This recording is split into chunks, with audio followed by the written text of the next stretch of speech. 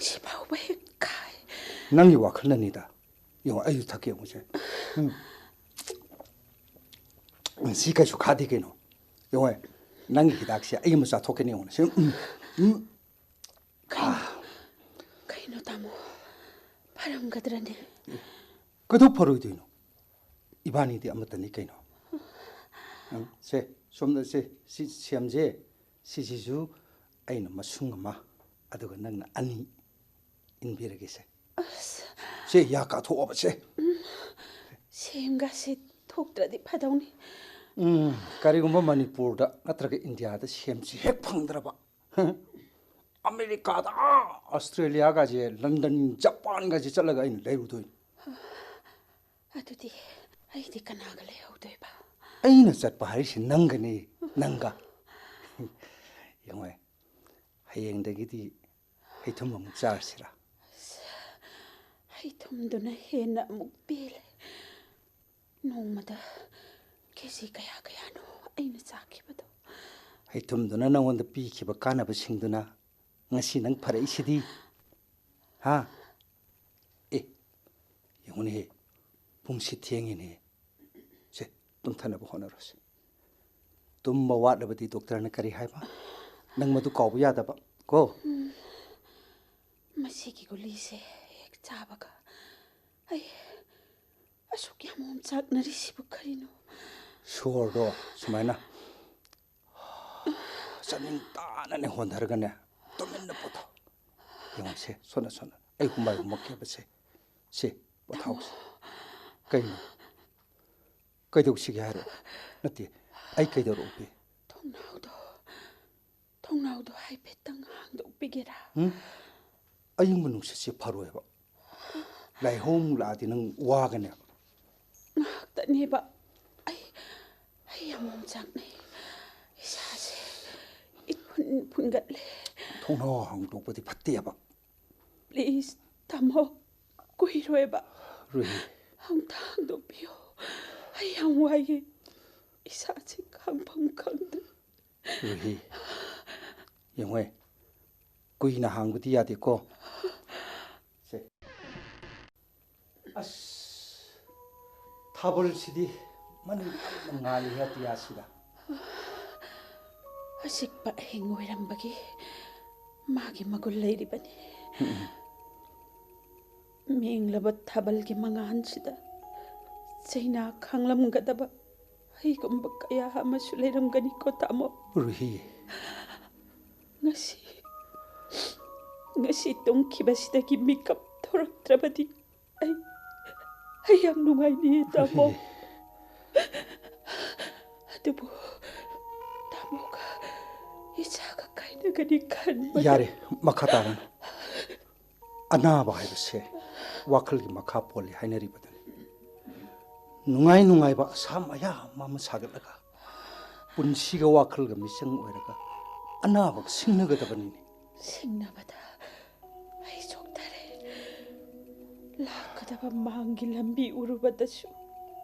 kariya sano aina sagat kadawriba ruhi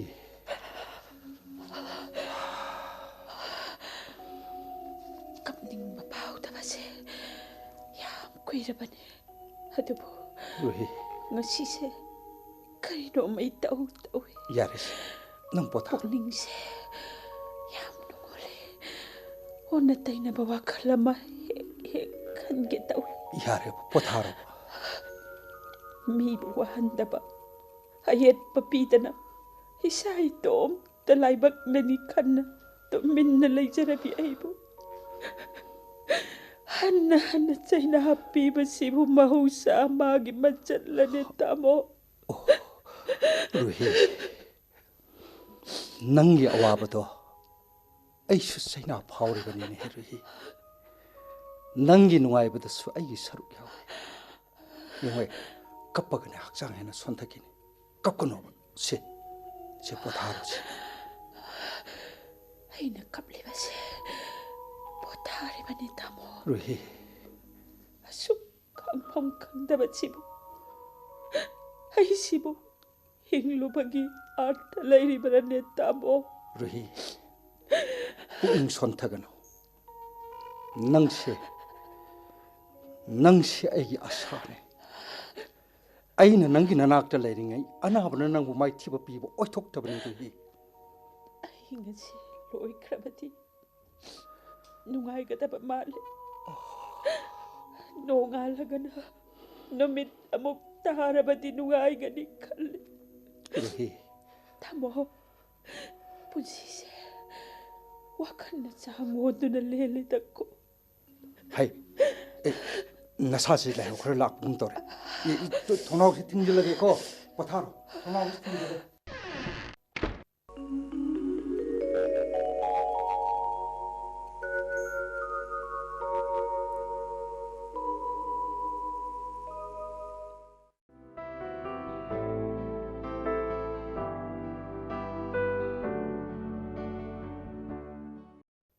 ꯈꯪꯗꯦ Z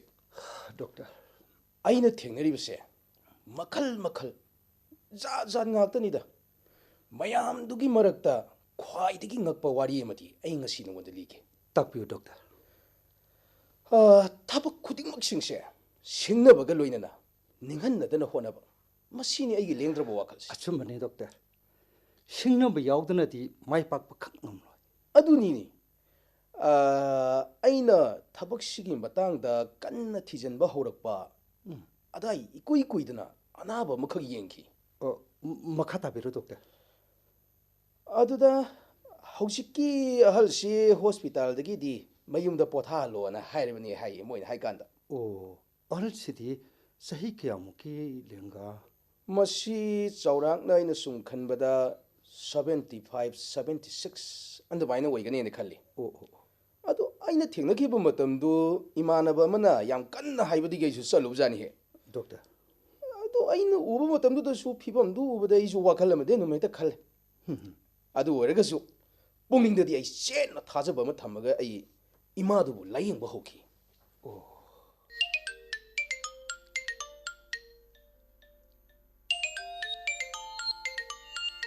ꯑꯣ minute ꯑꯝꯇꯪ ꯀꯥꯏꯗꯦ ꯌꯥꯅꯤ ꯄꯥꯏꯕꯤꯌꯨ ꯗꯣꯛꯇꯔ ꯍꯜꯂꯣ ꯍꯜꯂꯣ ꯀꯅꯥ ꯑꯣ ꯍꯜꯂꯣ ꯏꯃꯥ ꯇꯥꯏꯌꯦ ꯇꯥꯏꯌꯦ ꯇꯥꯏꯌꯦ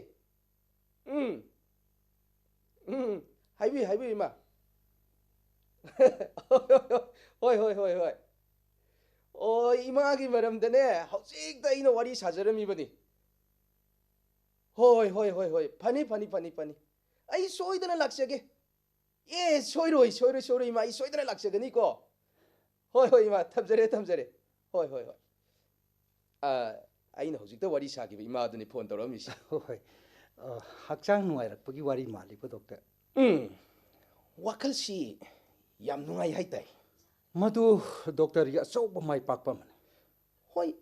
ꯃꯥꯏ ꯄꯥꯛꯄꯒꯤ ꯂꯝꯕꯤꯗꯨ ꯅꯛꯁꯤꯜꯂꯛꯂꯦꯅ ꯍꯥꯏꯇꯥꯔꯦ ꯑꯗꯨꯕꯨ ꯑꯩꯒꯤ ꯅꯤꯡꯖꯈꯤꯕ ꯄꯥꯟꯗꯝꯗꯨꯃꯗꯤ ꯑꯩ ꯐꯪꯗ꯭ꯔꯤꯅ ꯈꯜꯂꯤ ꯗꯣꯛꯇꯔꯒꯤ ꯀꯟꯅ ꯍꯣꯠꯅꯔꯤꯕ ꯈꯨꯗꯤꯡꯃꯛꯁꯦ ꯗꯣꯛꯇꯔꯒꯤ ꯑꯣꯏꯅ ꯊꯥꯒꯠꯇꯕ ꯉꯝꯖꯗꯦ ꯍꯥꯏꯖꯔꯤꯕ ꯊꯦꯡꯛ ꯌꯨ ꯉꯁꯥꯏ ꯋꯥꯔꯤꯗꯣ ꯑꯩ ꯍꯪꯖꯤꯟꯖꯔꯒꯦꯀꯣ ꯃꯈꯥ ꯇꯥꯕꯤꯔꯣ ꯗꯣꯛꯇꯔ ꯑꯗꯒꯤ ꯏꯃꯥꯗꯨꯅ ꯂꯩꯔꯝꯃꯤꯕ ꯐꯤꯕꯝꯗꯨ ꯀꯔꯤ ꯍꯥꯏꯅꯤ ꯑꯣꯟꯊꯣꯛꯄ ꯃꯑꯣꯡ ꯑꯃꯗꯅꯤꯗ ꯏꯃꯨꯡ ꯃꯅꯨꯡꯒꯤ ꯃꯤꯑꯣꯏꯁꯤꯡꯅꯁꯨ ꯊꯥꯖꯗ꯭ꯔꯦ ꯍꯥꯏꯇꯥꯔꯦ ꯑꯣ ꯑꯅꯥꯕꯁꯦ ꯍꯣꯏ ꯑꯗꯒꯤ ꯑꯩꯅ ꯆꯪꯈꯤꯕꯗ ꯃꯣꯏ ꯂꯩꯔꯝꯃꯤꯕ ꯃꯤ ꯑꯃꯠꯇ ꯊꯧꯑꯣꯏꯗ꯭ꯔꯦ ꯇꯁꯦꯡꯅ ꯑꯁꯥ ꯎꯗ꯭ꯔꯕꯅꯦꯅ ꯍꯥꯏꯌꯦ ꯃꯆꯥꯅꯨꯄꯥꯗꯨꯅ ꯑꯣꯍꯣ ꯑꯗꯨꯕꯨ ꯑꯩ ꯅꯤꯡꯍꯟꯅꯕ ꯄꯣꯛꯇꯦ ꯗꯣꯛꯇꯔ ꯑꯩꯒꯤ ꯂꯥꯌꯦꯡꯕꯗꯨ ꯍꯦꯛ ꯍꯧꯕ ꯃꯇꯨꯡ ꯒꯨꯒꯜꯗ ꯑꯩꯅ ꯑꯍꯤꯡ ꯇꯨꯝꯗꯝꯉꯩ ꯑꯩꯁꯦ ꯊꯤꯖꯤꯜꯂꯦ ꯃꯗꯨꯗ ꯑꯩ ꯐꯥꯏꯟꯗꯤꯡ ꯃꯌꯥꯝ ꯑꯃ ꯐꯪꯉꯤ ꯆꯨꯝꯃꯤ ꯗꯣꯛꯇꯔ ꯕꯤꯒ꯭ꯌꯥꯟꯅ ꯂꯦꯞꯇꯅ ꯆꯥꯎꯈꯠꯂꯛꯂꯕ ꯉꯁꯤꯒꯤ ꯇꯥꯏꯕꯪꯁꯤꯗ ꯃꯤꯑꯣꯏꯕ ꯈꯨꯟꯅꯥꯏꯗ ꯄꯤꯔꯤꯕ ꯒ꯭ꯌꯥꯟ ꯂꯧꯁꯤꯡꯁꯤꯡꯁꯤ ꯑꯩꯈꯣꯏ ꯄꯨꯝꯅꯃꯛ ꯈꯪꯖꯤꯟꯕ ꯌꯥꯝꯅ ꯗꯔꯀꯥꯔ ꯑꯣꯏꯔꯕꯅꯤ ꯗꯣꯛꯇꯔ ꯑꯗꯨꯅꯤ ꯑꯩꯅ ꯊꯝꯖꯅꯤꯡꯂꯤꯕ ꯉꯁꯥꯏꯗꯒꯤ ꯁꯥꯟꯅꯖꯔꯤꯕ ꯋꯥꯐꯝꯁꯤꯒꯤ ꯃꯔꯨꯑꯣꯏꯅ ꯊꯝꯖꯅꯤꯡꯂꯤꯕ ꯋꯥꯐꯝꯁꯤꯡꯁꯤ ꯍꯣꯏ ꯁꯨꯝ ꯀꯩ ꯍꯥꯏꯅꯤ ꯁꯝꯅ ꯍꯥꯏꯔꯕꯗ ꯏꯟꯇꯔꯅꯦꯠꯅ ꯃꯈꯜ ꯈꯨꯗꯤꯡꯒꯤ ꯂꯥꯏꯅꯥꯁꯤꯡ ꯈꯪꯗꯣꯛꯅꯅꯕꯒꯤ ꯂꯥꯌꯦꯡꯕꯒꯤ ꯄꯥꯝꯕꯩꯁꯤꯡ ꯃꯥꯡꯖꯧꯅꯅ ꯈꯪꯕ ꯉꯝꯍꯜꯂꯤꯕꯁꯤꯅꯤ ꯍꯣꯏ ꯃꯁꯤꯗ ꯗꯣꯛꯇꯔ ꯈꯛꯇ ꯅꯠꯇꯅ ꯑꯩꯈꯣꯏꯒꯤ ꯂꯥꯏꯔꯤꯛ ꯂꯥꯏꯁꯨ ꯍꯩꯔꯕ ꯅꯍꯥꯔꯣꯜꯁꯤꯡ ꯁꯤꯒꯤ ꯃꯇꯥꯡꯗ ꯑꯩ ꯋꯥꯍꯩ ꯈꯤꯇꯪ ꯊꯝꯖꯅꯤꯡꯉꯤ ꯗꯣꯛꯇꯔ ꯌꯥꯏꯌꯦ ꯌꯥꯏꯌꯦ ꯃꯈꯥ ꯇꯥꯕꯤꯔꯣ ꯌꯥꯏꯌꯦ ꯃꯤꯆꯝ ꯄ꯭ꯔꯖꯥ हाइदी लाइक लाइसुगी मंगान फंगलबा मियोइसिंगदा मरुइना थमजनिंगबा वाफमने जीत का इगगी वाखल से याम मानरी ये चाइ बाजी डॉक्टर सु खंगबिरमगनी कैंसर न नारे हाइरगति कोइने हिंगरोय सिरनी नुंगाइतेदा सिकक्तनी खनरिसे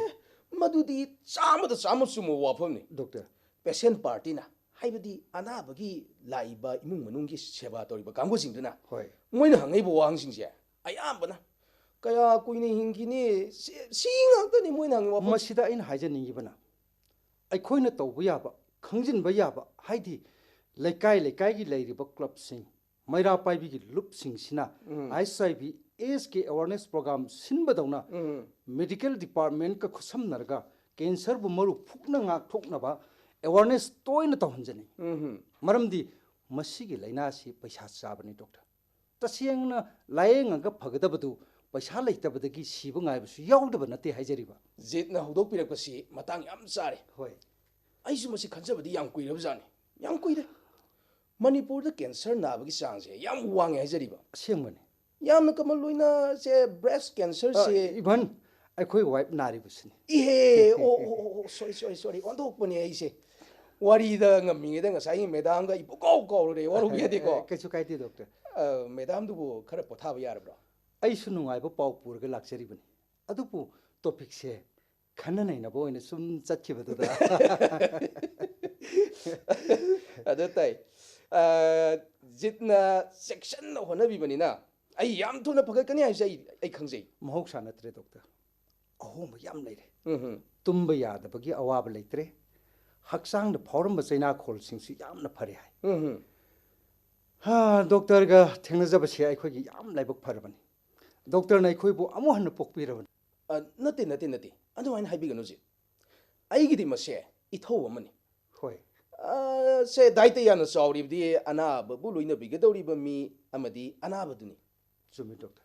doctor na peri ba advice ana badugi matang da hairei ba wafum khudima patient party na haibadi seba tobina ba laiba asai imung manungi mioi singduna lobi ba aduga ana bagi wakhal pikthadna ba imung manungi mioi singna loina bi ba aduga loina na akai gi ana bagi ka adagi phamung phanung luna na nungsit nungsa marang kain phangami ba masini ai koina pamjari ba asengmani doctor matam chana chang naina hidak pijaba चाब थकपद चेक्सिन सेनबिबा अनाब मसाना सु चेक्सिन जबा मसे ख्वादिगी मरु ओइबनी हाइना खंजे याक असुमबनी नि सुमबो वाफमनि नि जेसो experience खतना doctor Madgi तादना खंगबसि उदा हिदि अगपम फाउरी doctor एखोइ wife की मतंग दा आइसु पजना थिजिन खि डॉक्टर होय डॉक्टर कया कया तानखि मपान द पुखि मातबु फरबती आइबो वाखरसिन त आई अतोपम त चंखि अनाब सिग मरी लेना लाइक कया कया ने इन पाखिबस आइन हाइजबदुनी मना पीगदबदी जित अमदी मेदाम ने आई यामना थुब मतमदा अवेयरनेस प्रोग्राम अमा सिलगा मरुइना अखोई खुंगंगी लमदा लेरिबा नुपी सिंगदा ब्रेस्ट कैंसर दगी करम ngak thokani haibasigi matangda ai medam bu athoi bo wangang loi oina ai pothok jagadori ne khaljarimni ko adudi laibak yam phabagi wani doctor sinbiro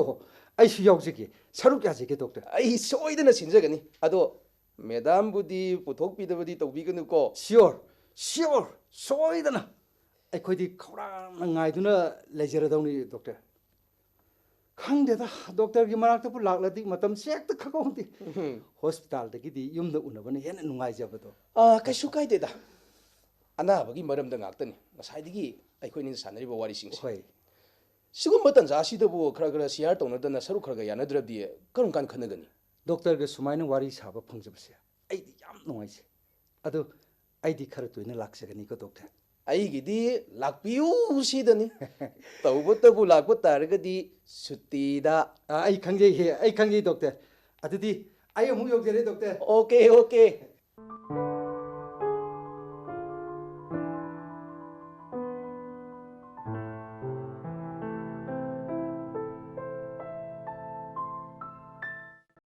Tamobiya namong nupidubu kari pau tarigen he masa pisaktuga ngayakta lakwa sungamde खरा फरे इनमा चाक खाबै मुकदी साजा हौरबनी ꯗꯁꯥꯏꯗꯨꯅꯤ ꯑꯩꯈꯣꯏ ꯏꯃꯨꯡꯗ ꯇꯧꯔꯤꯕꯁꯦ ꯍꯩꯃꯥ ꯃꯄꯥꯟꯗ ꯂꯥꯏꯌꯦꯡꯕ ꯆꯠꯈꯤ ꯍꯥꯏꯗꯥꯏꯅꯦ ꯀꯨꯏꯔꯦ ꯊꯣꯔꯛꯄ ꯃꯥꯒꯤ ꯆꯝꯐꯨꯠ ꯆꯥꯅꯕ ꯇꯣꯔꯕꯣꯠ ꯑꯃꯠꯇ ꯌꯦꯡꯒꯦ ꯍꯥꯏꯗꯅ ꯉꯁꯥꯏꯗꯒꯤ ꯀꯣꯏꯊꯤ ꯊꯤꯔꯤꯕꯅꯤ ꯑꯣ ꯌꯦꯡꯉꯣ ꯌꯦꯡꯉꯣ ꯇꯣꯔꯕꯣꯠꯁꯦ ꯇꯥꯡꯕꯅ ꯁꯅꯥꯗꯨ ꯃꯉꯥꯏ 70ꯗ ꯂꯧꯔꯛꯄꯅꯤ ꯃꯍꯨꯠꯇꯨꯗ ꯍꯦꯛ ꯄꯤꯔꯝꯃꯣ ꯁꯦ ꯌꯥꯝ ꯍꯥꯎꯏ ꯍꯥꯏꯅꯩ 5ꯈꯛ ꯂꯧꯔꯛꯄꯅꯤꯗ ꯑꯅꯤꯁꯤꯗ ꯃꯉꯥꯏꯔꯦ ꯊꯥꯏꯅꯗꯤ ꯇꯣꯔꯕꯣꯠꯁꯦ ꯍꯟꯅꯐꯥꯎ ꯌꯦꯡꯅꯔꯝꯄꯣꯟꯇꯦ ꯌꯨꯝꯗ ꯄꯥꯜꯂꯕꯁꯨ ꯑꯗꯨ ꯃꯉꯥꯏꯔꯦ ꯍꯧꯖꯤꯛꯀꯥꯟꯗꯤ ꯄꯪꯂꯩꯗ ꯂꯩ ꯍꯧꯖꯤꯛꯇꯤ ꯃꯥꯕꯨꯗ ꯍꯥꯏꯅꯈ꯭ꯔꯦ 이베마 아이코 이몽수 아육수 노미당수 짬풋 야우더버가 야포나테 나코이 따다나 이나마 पैसा ꯁꯣꯝꯗ ꯂꯩꯔꯦ ꯑꯉꯥꯡꯗꯨ ꯇꯨꯝꯍꯧꯕꯅꯦꯕ ꯑꯗꯨꯅ ꯍꯧꯔꯝꯃꯗꯤꯕ ꯃꯃꯥꯗꯣ ꯃꯊꯟꯇ ꯉꯝꯃꯔꯣꯏ ꯑꯩ ꯆꯠꯂꯒꯦꯀꯣ 이나마 ꯆꯠꯂꯣ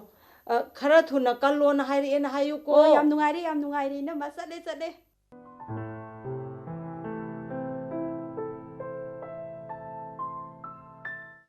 ꯍꯩꯃꯥ ꯇꯔꯨꯕꯤ ꯎꯗ ꯀꯨꯏꯔꯦꯗ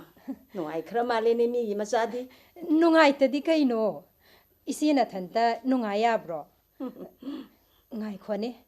ꯑꯁꯤꯗ ꯆꯠꯈ꯭ꯔꯤꯕꯁꯤꯕꯨ ꯈꯥꯏꯗꯦꯝꯒꯤ ꯏꯅꯦ ꯇꯃꯨꯕꯤ ꯅꯠꯇ꯭ꯔꯣ ꯃꯥꯅꯤ ꯃꯃꯧ ꯅꯨꯄꯤ ꯅꯥꯕꯗꯒꯤ ꯉꯥꯏꯍꯥꯛ ꯐꯥꯎꯕ ꯄꯣꯊꯥꯕ ꯐꯪꯖꯗ꯭ꯔꯕꯅꯤ ꯍꯣꯏꯅꯦ ꯐꯤꯕꯝ ꯑꯁꯤ ꯌꯥꯝꯅ ꯁꯣꯛꯅ ꯎꯏꯅꯦ ꯃꯣꯏ ꯃꯃꯧꯗꯨ ꯐꯗꯧ ꯃꯥꯟꯗ꯭ꯔꯦꯗ ꯅꯥꯃꯈꯛꯂ ꯃꯥꯜꯂꯦ ꯑꯗꯨꯒ ꯅꯥꯀꯟ ꯑꯃꯗꯨꯁꯨ ꯂꯥꯟꯁꯤꯜꯂꯛꯏ ꯍꯥꯏꯌꯦ ꯀꯩꯅꯣꯅꯦ ꯅꯪꯅ ꯍꯥꯏꯔꯤ ꯋꯥꯗꯨꯕꯣ ꯑꯩꯈꯣꯏꯕꯨ ꯇꯥꯗꯦꯗ ꯏꯅꯝꯃ ꯇꯃꯨꯕꯤꯅꯗꯤ ꯈꯔ ꯐꯒꯠꯂꯦꯅ ꯍꯥꯏꯔꯝꯃꯤꯗ ꯍꯧꯖꯤꯛꯇ ꯍꯥꯏꯖꯤꯜꯂꯤꯅꯤ ꯅꯤꯡꯐꯨꯡ ꯂꯣꯏꯅ ꯉꯥꯡꯅꯔꯕꯅꯦ ꯐꯔꯛꯑꯗꯕꯨ ꯑꯁꯨꯃꯥꯏꯅ ꯂꯩꯈꯤꯗ꯭ꯔꯣ ꯐꯔꯔꯣꯏꯗꯕ ꯑꯅꯥꯕꯅꯤꯗ ꯀꯦꯟꯁꯔ ꯅꯥꯕ ꯃꯤ ꯑꯃꯠꯇ ꯍꯤꯡꯉꯦ ꯇꯥꯕ꯭ꯔꯣ ꯊꯣꯛꯄꯅꯤꯗ ꯃꯆꯥꯗꯨꯁꯨ ꯆꯍꯤ ꯐꯥꯔꯛꯄꯗ ꯉꯥꯏꯔꯤꯕꯅꯤ ꯑꯩꯈꯣꯏ ꯏꯁꯨ ꯑꯁꯤꯅ ꯊꯥ ꯑꯃꯈꯛꯇꯅꯤ ꯍꯜꯂꯤꯕ ꯃꯆꯤꯟꯒ ꯃꯈꯥꯒ ꯌꯥꯝ ꯅꯨꯡꯁꯤꯕꯅꯤꯗ ꯃꯈꯣꯏ ꯃꯃꯧꯗꯣ ꯈꯪꯗꯦ ꯍꯧꯖꯤꯛꯀꯥꯟꯁꯤꯗꯤꯅꯦ ꯂꯩꯅꯥ ꯄꯛꯀꯥ ꯃꯤꯁꯤ ꯚꯥꯂꯣ ꯍꯥꯏꯕꯗꯨꯗ ꯇꯥꯔꯦ ꯈꯣꯀꯟ ꯄꯥꯡꯒꯟꯕ ꯏꯃꯨꯡ ꯑꯣꯏꯔꯝꯕꯒꯤ ꯍꯤꯡꯉꯤꯕ ꯍꯥꯏꯕꯗꯨꯅꯤꯗ ꯀꯨꯏꯗꯧꯗꯤ ꯃꯥꯟꯗ꯭ꯔꯦꯗ ꯊꯣꯛꯅ ꯅꯨꯡꯉꯥꯏꯖꯈꯤꯗ꯭ꯔꯦꯗ ꯊꯕꯛ ꯀꯥꯕ ꯊꯣꯔꯛꯄ ꯐꯥꯎꯕꯗꯅꯦ ꯅꯣꯡꯃꯇ ꯀꯧꯔꯝꯗꯕ ꯌꯥꯎꯄꯣꯠ ꯅꯠꯇꯦ ꯈꯪꯗꯦꯗ ꯑꯐꯕ ꯃꯤꯁꯦ ꯄꯥꯝꯁꯨ ꯄꯥꯝꯈ꯭ꯔ ꯃꯥꯟꯅꯦ ꯂꯥꯏꯁꯤꯡꯁꯤꯅ ꯅꯨꯄꯤ ꯑꯁꯤ ꯁꯤꯈ꯭ꯔꯒ ꯅꯨꯄꯥ ꯑꯁꯤꯗꯤ ꯅꯍꯥꯅꯤꯅ ꯅꯨꯄꯤ ꯊꯤꯒꯦ ꯍꯥꯏꯅꯤꯗꯣ ꯍꯧꯖꯤꯛꯀꯥꯟꯒꯤ ꯅꯨꯄꯤꯅꯤꯅ ꯑꯉꯥꯡꯁꯤꯗꯤ ꯂꯨꯅ ꯀꯩꯁꯨ ꯇꯧꯕꯤꯔꯣꯏ ꯋꯥꯈꯜꯗ ꯀꯥꯒꯗꯧꯔꯤꯕꯁꯦ ꯏꯅꯦ ꯇꯃꯨꯕꯤ ꯑꯗꯨꯒꯤ ꯋꯥꯗꯤ ꯑꯐꯕ ꯅꯨꯄꯤꯁꯨ ꯌꯥꯝ ꯂꯩꯗ ꯒ꯭ꯌꯥꯟ ꯇꯥꯕ ꯅꯨꯄꯥꯅꯤꯅ ꯃꯆꯥꯒꯤ ꯈꯟꯅ ꯃꯔꯥꯏꯅ ꯇꯧꯖꯅꯤ ꯅꯪꯒꯤ ꯄꯥꯎꯁꯤꯅ ꯆꯨꯝꯕ ꯇꯥꯔꯕꯗꯤ ꯀꯩꯅꯣ ꯃꯥꯅ ꯆꯥꯕ ꯌꯥꯕ ꯑꯃꯈꯛꯇ ꯄꯨꯔꯒ ꯑꯃꯨꯛꯇ ꯆꯠꯍꯧꯕ ꯇꯥꯔꯤꯌꯦ ꯑꯣ ꯆꯨꯝꯕ ꯇꯥꯕ ꯅꯠꯇꯦ ꯆꯨꯝꯂꯕꯅꯤ ꯃꯇꯝ ꯉꯥꯏꯗꯨꯅ ꯂꯩꯔꯤꯕꯅꯤ ꯆꯠꯂꯗꯤꯅꯦ ꯑꯩꯁꯨ ꯈꯔ ꯌꯥꯎꯍꯧꯒꯦꯀꯣ ꯏꯆꯦ ꯉꯁꯤ ꯍꯌꯦꯡꯗꯤ ꯆꯠꯀꯨꯝꯁꯤ ꯅꯣꯡ ꯅꯤꯅꯤ ꯂꯩꯔꯒ ꯆꯠꯂꯁꯤꯀꯣ ꯍꯣꯏ ꯈꯪꯆꯠ ꯍꯦꯛ ꯆꯠꯁꯤꯜꯂꯕꯁꯨ ꯃꯤꯁꯤꯡ ꯉꯥꯛꯇꯅꯤꯅ ꯋꯥꯈꯜ ꯑꯃ ꯍꯦꯛꯇ ꯈꯟꯒꯗꯣꯏꯕ ꯍꯣꯏꯅꯦ ꯇꯥꯔꯨꯕꯤ ꯀꯦꯟꯁꯔ ꯅꯥꯕ ꯃꯤꯁꯤꯡꯁꯦ ꯌꯥꯝꯅ ꯁꯤꯡꯉꯤ ꯍꯥꯏꯅꯩꯗꯣ ꯁꯤꯡꯕ ꯍꯥꯏꯕꯕꯨ ꯃꯃꯥꯡꯒꯤ ꯇꯥꯗ ꯎꯄꯦꯟꯗ꯭ꯔꯣꯗꯣ ꯗꯣꯛꯇꯔꯗꯒꯤ ꯍꯦꯛ ꯍꯜꯂꯛꯄꯒ ꯃꯊꯟꯇ ꯊꯧꯔꯤ ꯌꯥꯟꯗꯨꯅ ꯁꯤꯖꯔꯝꯂꯤꯕꯗꯨꯗꯤ ꯃꯩꯆꯥꯛꯇꯣ ꯈꯥꯡꯉꯝꯗꯗꯅ ꯇꯧꯔꯤꯕ ꯑꯣꯏꯔꯝꯒꯅꯤꯅꯦ ꯃꯩꯆꯥꯛꯀꯤ ꯋꯥ ꯉꯥꯛꯁꯨ ꯅꯠꯇꯦꯗ ꯃꯊꯟꯇ ꯁꯤꯖꯅꯤꯡꯕ ꯄꯣꯛꯂꯝꯒꯅꯤꯌꯦ ꯑꯗꯨꯅꯅꯤ ꯑꯁ ꯋꯥꯔꯤꯗ ꯑꯩꯒꯤ ꯀ꯭ꯋꯥꯒ ꯑꯃꯠꯇ ꯇꯞꯄꯤꯔꯝꯈꯤꯔꯣꯏ ꯑꯁ ꯀꯅꯥꯏ ꯀ꯭ꯋꯥꯅꯣꯗ ꯋꯥꯔꯤꯅꯤ ꯒꯥꯏꯅ ꯀꯣꯛꯀꯥꯁꯦ ꯄꯨꯝꯆꯥꯏ ꯆꯥꯏꯔꯦ ꯀꯌꯥ ꯇꯞꯄꯨ ꯍꯥꯏꯅꯣ 5 ꯇꯞꯄꯤꯌꯣ 4 ꯑꯃ ꯌꯣꯝꯁꯤꯜꯂꯒ ꯑꯃꯅ ꯆꯥꯔꯒꯦ ꯅꯪꯒꯤ ꯀ꯭ꯋꯥꯁꯤꯁꯨ ꯐꯖꯅꯗꯤ ꯆꯥꯏꯍꯦ ꯏꯕꯦꯝꯃ ꯈꯪꯗꯦ ꯑꯩꯉꯣꯟꯗꯗꯤꯅꯦ ꯑꯣꯟꯊꯣꯛꯅ ꯐꯈ꯭ꯔꯦ ꯌꯥ ꯆꯤꯛꯄ ꯐꯥꯎꯕ ꯍꯦꯛ ꯐꯩꯌꯦꯃꯤ ꯅꯪꯒꯤ ꯋꯥꯗꯨꯗꯤ ꯑꯃꯨꯛꯇꯕꯨ ꯇꯥꯗ꯭ꯔꯤꯅꯦ ꯑꯗꯨꯕꯨ ꯈꯔꯗꯤ ꯕ꯭ꯔꯦꯛ ꯐꯥꯕ ꯐꯩꯌꯦ ꯌꯥꯝ ꯐꯠꯇꯦ ꯍꯥꯏꯅꯕꯅꯤꯀꯣ ꯗꯤꯍꯦꯒꯤ ꯃꯈꯥ ꯄꯣꯜꯂꯤ ꯍꯥꯏꯗꯨꯅꯤꯗ ꯑꯩꯅ ꯆꯥꯔꯤꯕꯁꯦ ꯙꯃꯥ ꯑꯃ ꯀꯨꯏꯔꯦ ꯀꯩꯁꯨ ꯅꯥꯕꯤꯗꯦꯁꯦ ꯅꯥꯒꯟꯗꯕ ꯃꯤꯁꯦ ꯅꯥꯊꯣꯔꯛꯄꯗ ꯍꯤꯡꯒꯟꯗꯦ ꯍꯥꯏꯕꯅꯤ ꯆꯦꯛꯁꯟꯖꯧ ꯑꯩꯈꯣꯏꯗꯤ ꯁꯨꯛꯅꯥ ꯍꯦ ꯅꯥꯕꯤꯔꯣꯏ ꯏꯆꯥ ꯁꯦꯝꯗꯧ ꯌꯥꯝ ꯋꯥꯠꯂꯤ ꯍꯣ ꯑꯗꯨꯕꯨ ꯍꯥꯏꯅꯕ ꯌꯥꯔꯗꯤ ꯐꯩꯅꯦ ꯏꯕꯦꯝꯃ ꯀꯅꯥꯝꯇ ꯅꯥꯅꯤꯡꯕ ꯄꯣꯠ ꯅꯠꯇꯦ ꯂꯥꯏꯕꯛꯀꯤ ꯋꯥꯅꯤ ꯂꯥꯏꯕꯛꯇꯒ ꯇꯥꯏꯁꯟꯅꯕꯗꯤꯅꯦ ꯑꯩꯗꯤ ꯁꯥꯎꯅꯤꯡꯉꯤ ꯃꯁꯥ ꯐꯠꯇꯕꯒꯤ ꯅꯥꯔꯤ ꯅꯠꯇ꯭ꯔꯣ? ꯑꯁ ꯏꯕꯦꯝꯃ ꯅꯪꯒ ꯉꯥꯡꯅꯕ ꯉꯝꯄꯣꯠ ꯅꯠꯇꯦꯁꯦ. ꯁꯦ ꯀꯩ ꯋꯥꯠꯂꯤꯒꯦ ꯑꯝꯇ ꯍꯥꯏꯔꯛꯑꯣꯁꯦ. ꯑꯗꯨꯒꯅꯦ ꯌꯦꯔꯨꯝ ꯄ꯭ꯂꯦꯠ ꯑꯃ, ꯑꯂꯨ KG 5. 이제 기타 투나 비비러. 모이 마빠 할락바 마땀 여우래. 윰다가 레이람드라디네. 와 토까도이네. 이마이 비마. 나모 펑더러시 와보 인톡 내 칸반 자우 그러바이더니. 칸반 자우버기 와나띠예. 미왕앙나바 쌀리 하이다나네. 짜이롱가도리바니. 이스. ꯑꯩꯈꯣꯏ ꯑꯅꯤꯅ ꯁꯥꯟꯅꯕ ꯋꯥꯁꯤꯕꯨ ꯃꯥꯅ ꯈꯪꯒꯗ꯭ꯔꯣ? ꯌꯥꯝ ꯈꯪꯒꯜꯂꯤ. ꯉꯁꯤ ꯁꯥꯟꯅꯔꯤꯕ ꯋꯥꯔꯤꯁꯦ ꯅꯣꯡꯃ ꯅꯤꯅꯤ ꯂꯩꯔꯒꯅꯦ ꯃꯥꯅ ꯍꯦꯛꯇ ꯍꯥꯏꯔꯛꯀꯗꯧꯔꯤꯕꯅꯤ. ꯁꯦ ꯁꯤꯗꯒꯤ ꯁꯤ ꯌꯦꯡꯉꯣꯁꯦ. ꯆꯨꯝꯃꯕ꯭ꯔꯥ ꯌꯦꯡꯉꯣ. ꯆꯨꯝꯃꯦ. ꯀꯌꯥ ꯇꯥꯔꯦ? 이실로고. ꯆꯠꯂꯦ. ꯃꯁꯤꯒꯤ ꯅꯨꯄꯤꯁꯤꯕꯨ ꯂꯥꯛꯑꯗꯤꯕ ꯃꯆꯤꯜꯂꯣ ꯃꯈꯥꯋꯣ ꯁꯣꯠꯄ ꯈꯛꯇꯅꯤ.